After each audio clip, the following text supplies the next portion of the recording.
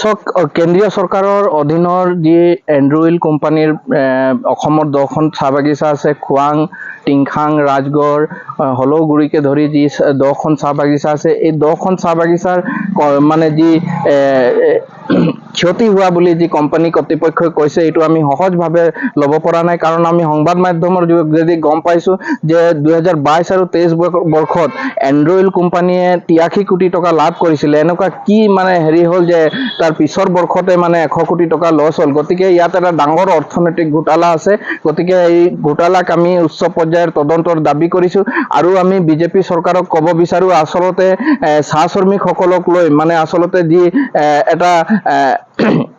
বাতৰি এটা প্ৰচাৰ কৰা হৈছে যে এই কোম্পানী দেউলীয়া হ'ল, আচলতে ইয়াত চৰকাৰৰ কিছুমান ৰহস্যজনক কথা আছে আৰু তেওঁলোকে আচলতে এই অসম আৰু অসমীয়াৰ যি সম্পদ চাহ বাগিচাসমূহ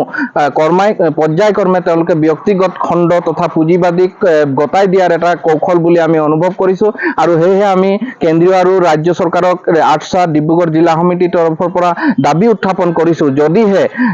এণ্ড্ৰইল কোম্পানীৰ 10খন চাহ বাগিচাৰ যি হাজাৰ হাজাৰ শ্ৰমিকৰ জীৱন আৰু জীৱিকা জড়িত আছে, তাত যদি ক্ষতি হয়, চাহ বাগিচাসমূহ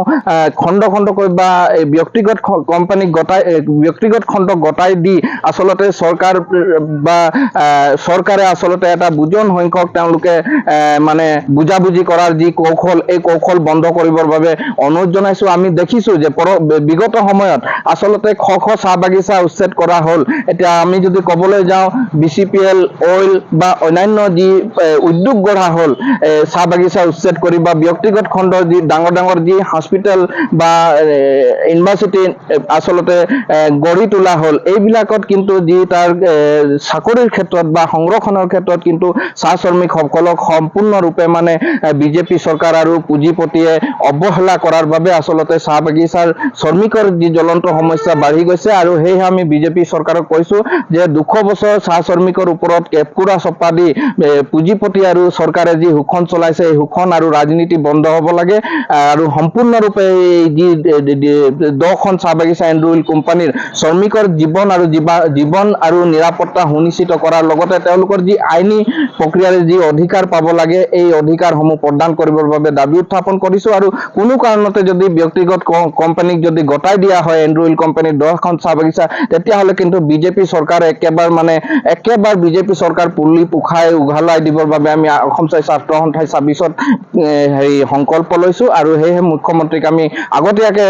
জাননী দিছোঁ যে চাহ শ্ৰমিকক লৈ এই বাগিচাৰ মাটি বিক্ৰী কৰাৰ যি ৰাজনীতি, এই ৰাজনীতি বন্ধ হ'ব লাগে আৰু পুঁজিপতি আৰু মালিক গোষ্ঠীসমূহে যি খণ্ড খণ্ডকৈ বাগিচা বিক্ৰী কৰি শ্ৰমিকৰ জীৱনলৈ যি হেতালি খেলিছে, আমি ডিব্ৰুগড়তে দেখিছোঁ বহুখন ব্যক্তিগত খণ্ডৰ বাগিচাৰ যিবোৰ বাগিচা চৰকাৰে আচলতে বাগানৰ মালিকসকলক লিজত দিছে, এই বাগিচাসমূহ এনেকে কি কাৰণ আছে যে তেওঁলোকক মানে 1 কঠা 2 কঠা 1 বিঘা 2 বিঘাকে বিক্ৰী কৰাৰ তেওঁলোকে অধিকাৰ পাইছে। গতিকে আমি দেখিছোঁ যে বিজেপি চৰকাৰখনে সম্পূৰ্ণ পুঁজিপতি হৈ কাম কৰিছে আৰু চাহ শ্ৰমিকৰ মানে